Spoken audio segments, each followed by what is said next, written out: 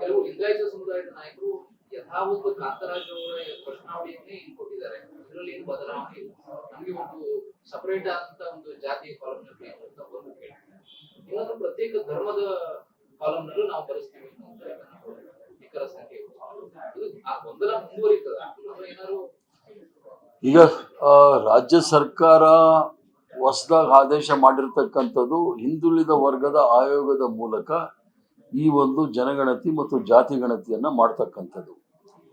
ಅದರದ್ದೇ ಪ್ಯಾರಾಮೀಟರ್ಸ್ ಇದೆ. ಹಿಂದುಳಿದ ವರ್ಗದವರು ಅಂತ ಬಂದಾಗ ಯಾವ ಯಾವ ವರ್ಗದವರು ಸಾಮಾಜಿಕವಾಗಿ, ಶೈಕ್ಷಣಿಕವಾಗಿ, ಆರ್ಥಿಕವಾಗಿ ಹಿಂದುಳಿದ್ದಾರೆ ಅದನ್ನ ತಿಳ್ಕೊಳ್ಳಿಕ್ಕೋಸ್ಕರ ಈ ಒಂದು ಆಯೋಗದ ರಚನೆ. ಆದ್ರಿಂದ ಮೇಲ್ಜಾತಿಯವರ ವಿಚಾರದಲ್ಲಿ ಈಗಾಗಲೇ ಕೇಂದ್ರ ಸರ್ಕಾರದವರು ಅವರು ಸಹ ಜನಗಣತಿ ಮಾಡಬೇಕು ಅಂತಾನು, ಜಾತಿ ಗಣತಿನೂ ಮಾಡ್ತೀವಿ ಅಂತಾನು ಹೇಳಿದ್ದಾರೆ. ಅದರಲ್ಲಿರ್ತಕ್ಕಂಥ ಪ್ಯಾರಾಮೀಟರ್ಸ್ ಏನೇನಿದೆ ಅದನ್ನ, ಯಾಕಂದ್ರೆ ಇದರಲ್ಲಿ ಈಗ ಸರ್ಕಾರ, ಕರ್ನಾಟಕ ರಾಜ್ಯ ಸರ್ಕಾರ ಆದೇಶ ಮಾಡಿರ್ತಕ್ಕಂಥದ್ರಲ್ಲಿ ಸುಮಾರು 62 ಅಂಶಗಳಿದೆ. ಯಾವ್ಯಾವ ವಿಚಾರದಲ್ಲಿ ಹಿಂದುಳಿದ ವರ್ಗದವರು ಅಂತ ಅನ್ಸ್ಕೊಳ್ಬಹುದು, ಅಥವಾ ಆರ್ಥಿಕವಾಗಿ, ಶೈಕ್ಷಣಿಕವಾಗಿ, ಸಾಮಾಜಿಕವಾಗಿ ಹಿಂದುಳಿದಾರೆ ಅಂತ ತಿಳ್ಕೊಳ್ಳಿಕ್ಕೆ ಅಷ್ಟೊಂದು ಪಾಯಿಂಟ್ಸ್ ಕೊಟ್ಟಿದ್ದಾರೆ. ಇದರಲ್ಲಿ ನೀವು ಈ ವಿಚಾರ ಬಂದಾಗ ಅದರಲ್ಲಿ ಧರ್ಮ ಇವೆಲ್ಲ ಬರುವುದಿಲ್ಲ.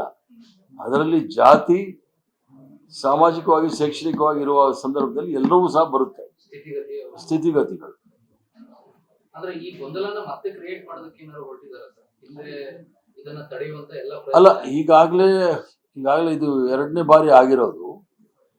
ಮುಂದೆ ದಿನಗಳಲ್ಲಿ ನೋಡೋಣ ಯಾವ್ಯಾವ ತರ ಬರುತ್ತೆ ಅಂತ ಹೇಳಿ. ಸರ್ಕಾರ ಮಾತ್ರ ಬದ್ಧವಾಗಿದೆ, ನಾವು ಜಾತಿ ಗಣತಿ ಮಾಡೇ ತೀರ್ತೀವಿ ಅಂತ ಹೇಳಿ. ಈಗ 22ನೇ ತಾರೀಕಿಂದ ಪ್ರಾರಂಭ ಆಗುತ್ತೆ. ಅದಾದ ನಂತರ ನೋಡೋಣ, ಕಾದ್ ನೋಡೋಣ. ಇನ್ನೊಂದು, ಈ ಕರಾವಳಿ ಭಾಗದಲ್ಲಿ RSS ಪ್ರಯೋಗಶಾಲೆ ಮಾಡ್ಕೊಂಡಿತ್ತು. ಈಗ ಅದನ್ನ ಹಳೆ ಮೈಸೂರು ಭಾಗಕ್ಕೆ ಕೆಲವು ಶಿಫ್ಟ್ ಆದಂಗೆ ಅನಿಸ್ತಿದೆ. ಮದ್ದೂರಿನ ಗಲಾಟೆ, ಕರಾವಳಿ ಭಾಗದಲ್ಲಿ ಅದು ಹಿಂದುತ್ವ ಲ್ಯಾಬೊರೇಟರಿ ಆಗಿತ್ತು. ಕೊಲೆ ಮತ್ತು ಪ್ರತಿಕಾರದ ಕೊಲೆ, ಧರ್ಮಾಧಾರಿತ ರಾಜಕಾರಣವನ್ನ ಅದನ್ನ ಲ್ಯಾಬೊರೇಟರಿ ಮಾಡಿಕೊಂಡು ಬಹಳಷ್ಟು ವರ್ಷ ಭಾರತೀಯ ಜನತಾ ಪಾರ್ಟಿಯವರು ಬೇಳೆ ಬಯಸ್ತಾ ಇದ್ರು. ಸಿದ್ದರಾಮಯ್ಯನವರ ಒಂದು ದಿಟ್ಟ ನಿಲುವಿನಿಂದ ಒಳ್ಳೆ ಅಧಿಕಾರಿಗಳನ್ನ ದಕ್ಷಿಣ ಕನ್ನಡದಲ್ಲಿ ಹಾಕಿರೋದ್ರಿಂದ ಉಡುಪಿ, ಮಂಗಳೂರಲ್ಲಿ ಸಂಪೂರ್ಣವಾಗಿ ಕೋಮು ಗಲಭೆ ಅನ್ನತಕ್ಕಂಥ ವಿಚಾರದಲ್ಲಿ ಅದು ಝೀರೋ ಬಂದ್ಬಿಟ್ಟಿತ್ತು. ಯಾರೂ ಸಹ ಪ್ರಚೋದನಕಾರಿ ಹೇಳಿಕೆ ಆಗಲಿ ಅಥವಾ ಧರ್ಮಾಧಾರಿತ ದ್ವೇಷ ರಾಜಕಾರಣ ಆಗಲಿ, ದ್ವೇಷ ಭಾಷೆಗಳಾಗಲಿ, ಇವೆಲ್ಲವೂ ಸಹ ನಿಂತಿದೆ. ನೆಮ್ಮದಿಯಿಂದ ಜನಸಾಮಾನ್ಯರು ಅವರ ಜೀವನವನ್ನು ಸಾಗಲಿಕ್ಕೆ ಅವಕಾಶ ಆಗ್ತಾ ಇದೆ. ಸುಮಾರು ವರ್ಷಗಳ ಕಾಲ ಜನಸಾಮಾನ್ಯರು ಭಯಭೀತರಾಗಿ ಓಡಾಡಬೇಕಾಗಿತ್ತು. ಯಾವ ಸಂದರ್ಭದಲ್ಲಿ ಯಾರು ಹಲ್ಲೆ ಮಾಡ್ತಾರೆ ಅನ್ನೋದು ಯಾರಿಗೂ ಸಹ ಗೊತ್ತಿರಲಿಲ್ಲ. ಈಗ ಅಲ್ಲಿ ನಿರುದ್ಯೋಗಿಗಳಾಗಿರೋದ್ರಿಂದ ಭಾರತೀಯ ಜನತಾ ಪಾರ್ಟಿಯವರು ಉದ್ಯೋಗ ಅರಸ್ಕೊಂಡು ಮಂಡ್ಯ ಅಂತ ಜಿಲ್ಲೆಗೆ, ಕುವೆಂಪುರವರ ನಾಡು, ರೈತರ ನಾಡು, ಇಲ್ಲಿ ಸಾಮರಸ್ಯಕ್ಕೆ ಹೆಸರುವಾದಂಥ ನಾಡು, ಇಲ್ಲಿ ಬಂದು ಅದು ಸಾಮರಸ್ಯವನ್ನು ಕೆಡಿಸ್ಲಿಕ್ಕೆ ಪ್ರಯತ್ನ ಮಾಡ್ತಾರೆ. ಅಲ್ಲೂ ಸಹ ಏನೂ ಆಗೋದಿಲ್ಲ. ಯಾಕಂದ್ರೆ ನಾನು ಹೇಳೋದಿಷ್ಟೇ, ಮಾಡಲಿ. ಭಾರತೀಯ ಜನತಾ ಪಾರ್ಟಿಯವರು ಧರ್ಮಾಧಾರಿತ ರಾಜಕಾರಣ ಮಾಡ್ತಾರಲ್ಲ, ಅವರ ಮಕ್ಕಳನ್ನ ಮುಂದೆ ಬಿಟ್ಟು ನೋಡಿ. ಪಕ್ಕದ ಮನೆ ಮಕ್ಕಳನ್ನ ಬಾವಿಗೆ ತಳ್ಳಿ ಆಳ ನೋಡೋದು ಬೇಕಾಗಿಲ್ಲ. ಯಾರ್ಯಾರು ಅಲ್ಲಿ ಹೋಗಿ ಪ್ರಚೋದನಕಾರಿ ಭಾಷಣಗಳು ಮಾಡಿದವರೆಲ್ಲ ಮಕ್ಕಳೆಲ್ಲ ಮುಂದೆ ನಿಂತ್ಕೊಳ್ಳೋಕೆ ಹೇಳಿ. ಯಾರೋ ಪಾಪ ಹೆಣ್ಮಗಳಿಗೆ 2,000 ಕೊಟ್ಬಿಟ್ಟು, ಇನ್ನು ಕೆಲವರಿಗೆ ಈ ಪಾಪ ಈ ಶೂದ್ರರು ದಲಿತರಿರ್ತಾರೆ, ಅವ್ರಿಗೆ ಏನೇನೋ ಮಾಡಿಸಿ ದುಡ್ಡು ಕೊಟ್ಟು ಹೆಂಡ ಕೊಟ್ಟು ಕೂಡಿಸಿ ಬಂದು ಕೂಗಾಡಿಸೋದಲ್ಲ. ಸ್ವಂತ ಅವ್ರ ಮನೆಯವರು, ಯಾಕಂದ್ರೆ ಧರ್ಮವನ್ನು ಕಾಪಾಡೋ ಜನ ಅಲ್ಲ ಇವರು. ಧರ್ಮದ ಮೇಲೆ ಅಷ್ಟೊಂದು ನಂಬಿಕೆ ಇದ್ರೆ ಅವ್ರ ಮಕ್ಕಳನ್ನ ಮುಂದೆ ಬಿಟ್ಬಿಟ್ಟು ಪೊಲೀಸ್ ಲಾಠಿ ರುಚಿ ಗೊತ್ತಾಗ್ಲಿ. ಪ್ರಚೋದನಕಾರಿ ಹೇಳಿಕೆ ಕೊಟ್ಟಾಗ ಪೊಲೀಸರು ಕ್ರಮ ತೆಗೆದುಕೊಂಡಿದ್ದಾರೆ. ಅದಕ್ಕೆ ನಾನು ಅವ್ರನ್ನ ಸಂಪೂರ್ಣವಾಗಿ ಅವ್ರ ಬೆಂಬಲದಲ್ಲಿ ಇದ್ದೀನಿ ನಾನು. ಯಾಕಂದ್ರೆ ಈ ರಾಜ್ಯದಲ್ಲಿ ಸರ್ವ ಜನಾಂಗದ ಶಾಂತಿಯ ತೋಟ ಇದೆ. ಶಾಂತಿ ಕೆಡವಲಿಕ್ಕೆ ಆಗೋದಿಲ್ಲ. ಯಾಕಂದ್ರೆ ಅವ್ರು ಸಂಪೂರ್ಣವಾಗಿ ನಿರುದ್ಯೋಗಿಗಳಾಗಿದ್ದಾರೆ. ದಕ್ಷಿಣ ಕನ್ನಡದಲ್ಲಿ ಒಂದು ಹೆಣ ಬಿದ್ದರೆ ಇಡೀ ಕರ್ನಾಟಕ ರಾಜ್ಯದಲ್ಲಿ ಇವ್ರಿಗೆ ರಾಜಕಾರಣ ನಡೆಯೋದು. ಈಗ ಹೆಣ ಬಿಲೋ ನಿಲ್ಲಿಸಿದ್ದಾರೆ. ಯಾರೂ ಸಹ ಬಾಲ ಬಿಚ್ಚಕ್ಕಾಗಲ್ಲ. ಗಣೇಶೋತ್ಸವ ಆಯಿತು, ಆಮೇಲೆ ಈದ್ ಮಿಲಾದ್ ಆಯಿತು, ಎಲ್ಲೂ ಸಹ ಯಾವುದೇ ರೀತಿಯ ಕಾನೂನಿನ ತೊಡಕು ಮತ್ತು ಶಾಂತಿ ಸುವ್ಯವಸ್ಥೆಗೆ ತೊಡಕಾಗಲಿಲ್ಲ. ಆದ್ರಿಂದ ನಿರುದ್ಯೋಗಿಗಳಾಗಿದ್ದಲ್ಲ ಅಂತೇಳಿ ಉದ್ಯೋಗ ಅರಸ್ಕೊಂಡು ಮಂಡ್ಯಕ್ಕೆ ಬಂದಿದ್ದಾರೆ. ಮುಂದೆ ಬೇರೆ ಜಿಲ್ಲೆಗಳಲ್ಲೂ ಸಹ ಅದನ್ನು ಹರಡಲಿಕ್ಕೆ ಪ್ರಯತ್ನ ಮಾಡ್ತಾರೆ. ಅದಕ್ಕೆ ತಕ್ಕ ಉತ್ತರ ಕಾನೂನು ಕೊಡುತ್ತೆ ಅಂತೇಳಿ ನನ್ನ ನಂಬಿಕೆ. ಸರ್ ಅಲ್ಲಿ ಹಣ ಕೊಟ್ಟು ಹೋರಾಟ ಮಾಡಿಸ್ತಾರೆ ಅಂತ ಒಂದು ಹೆಣ್ಮಗಳು ಯಾರು ಹೇಳ್ತಿದ್ಲ ಅವಳೇ ಹೇಳಿದ್ಲಲ್ಲ, 2,000 ಕೊಟ್ಟು ಈಸ್ಕೊಂಡು ನಾನು ಇಲ್ಲಿ ಬಂದಿದ್ದೊಳ ದೊಡ್ಡ ತಪ್ಪಾಯ್ತು ಅಂತ ಹೇಳಿ. ಯಾಕಂದ್ರೆ ಅಲ್ಲಿ ಪೊಲೀಸರು ಅರೆಸ್ಟ್ ಮಾಡಿದಾರಲ್ಲ, ಬೇರೆ ಜಿಲ್ಲೆಗಳಿಂದ ಬಂದಿರೋದು, ಅವ್ರೇನು ಪಾಪ ಪಾದಯಾತ್ರೆಯಲ್ಲಿ ಬಂದ್ರ, ಹಣ ಇಸ್ಕೊಂಡೇ ಬಂದಿರ್ತಾರೆ.